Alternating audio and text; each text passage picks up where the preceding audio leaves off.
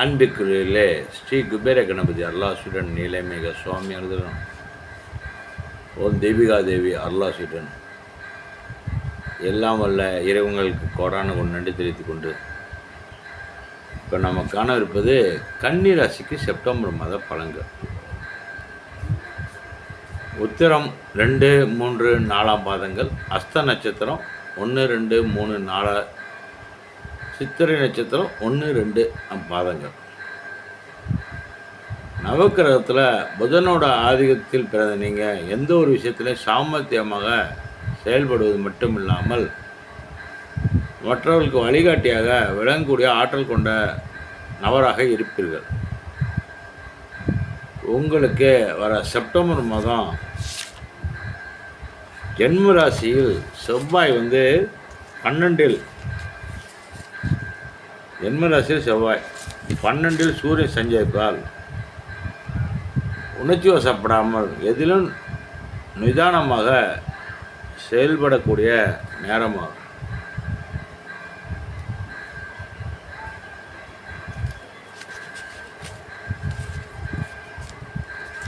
எதாக இருந்தாலும் எச்சரிக்கை தேவை. தேவையற்ற நெருக்கடிகள் குடும்பத்தில் நிம்மதி குறைவு ஏற்படும். சூழ்நிலை கொஞ்சம் அப்படி இப்படிமா தான் இருக்குது. கொஞ்சம் உஷாராக இருந்துக்கிறது நல்லது. செப்டம்பர் மாதத்தை பொறுத்தவரை நெருங்கியவர்களை கொஞ்சம் அனுசரித்து செல்வது நல்லது. ஏன்னா நம்ம அனுசரிக்கலைன்னு வச்சுக்கலாம், ஒன்று ஒன்று நம்மளை பற்றி அவதூறு பரப்பி விடுவாங்க. அதனால் கொஞ்சம் அனுசரித்து சரிப்பா நீ சொல்கிற ரைட்டு கேட்டுக்கிறேன் பார்த்துக்குவோம் அப்படின்னு சொல்லி சமாளிச்சிருங்க. கிட்ட விடாதீங்க, ஜாக்கிரதையாக ஹேண்டில் பண்ணணும். உடல் ஆக்கிரத்தில் உஷ்ண சம்பந்தப்பட்ட பாதிப்புகள் ஏற்படுறதுக்கு வாய்ப்பு இருக்குது. உடல் ரீதியாக ஹீட்டு, ஓவராதிக அலைச்சல், உடல் ரொம்ப வருஷம் அது சம்மந்தமாக உள்ள பிரச்சனை ஏற்படுறதுக்கு வாய்ப்பு இருக்குது. அதனால் வீட்டில் அதாவது சொந்தமாக சமையல் செய்யக்கூடிய சாப்பாட்டை மட்டும் சாப்பிடுங்க.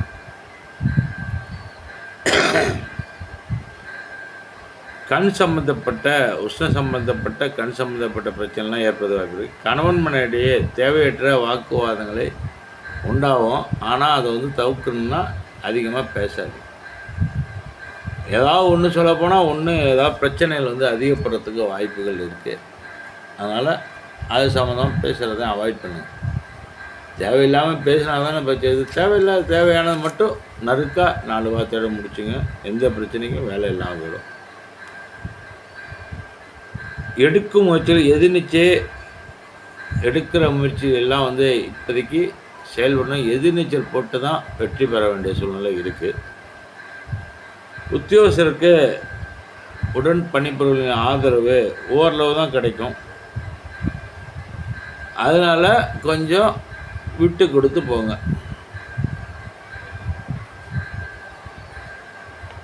அனாவசியமாக வெளியில் வீண் அலைச்சல்களை தவிர்க்கும். தேவையில்லாமல் அங்கே கூப்பிட்றான் இங்கே கூப்பிட்றான்னு சொல்லிட்டு வீண் ரொம்ப விலைக்கு வாங்க வேண்டாம். ஏன்னா சூழ்நிலை சரியில்லை.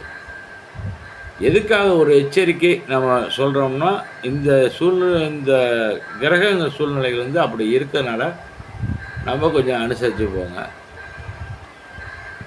திருமண சம்பந்தமாக மாப்பிள்ளைக்காரங்க பொண்ணுக்காரங்க கொஞ்சம் அவசரப்படணும், நிதானமாக செயல்படுங்க. இந்த மாதம் அப்படியே சரி யாராவது பொண்ணு பார்க்க வரனா கூட மாப்பிள்ளை பார்க்க வரனா கூட கொஞ்சம் வெயிட் பண்ணுங்கள். ஜாதகத்தை வாங்கி நீங்கள் குடும்ப ஜோட பாருங்கள். ஆனால் எக்காத கொண்டும் செய்தி இப்போதைக்கு சொல்ல வேணாம். கொஞ்சம் பொறுமையாக ஒரு மாதம் போட்டோம். இந்த மாதமும் கொஞ்சம் அடுத்த மாதம் கொஞ்சம் இதாக தான் இருக்குது, கொஞ்ச நாள் போட்டுமே அப்படியே கொஞ்சம் தள்ளி போடுங்க. நிச்சயம் நல்லதே நடக்கும். சில விஷயங்கள் தள்ளி போகிறதுனால பயப்பட வேணாம். தள்ளி போகிறதுக்கு காரணமும் சில விஷயங்கள் இறைவன் அனுக்கிறதோடு தான் நம்ம செயல்படும். அதனால் அதுக்காக நீங்களாம் வருத்தப்பட வேணாம். அவனாலே வந்தால் வாங்கி இந்த மாதம் நீங்கள் வர மாதம் வெங்கடேச பெருமானை வணங்குவது நல்லது. சனி பகவானை சனீஸ்வர பகவானை வணங்குவது நல்லது. எல்லாம் வல்ல இறைவன் அருள் நிச்சயம் நல்லது நடக்கும். வாழ்க வளமுடன். திருச்சிக்கு நன்றி, வணக்கம்.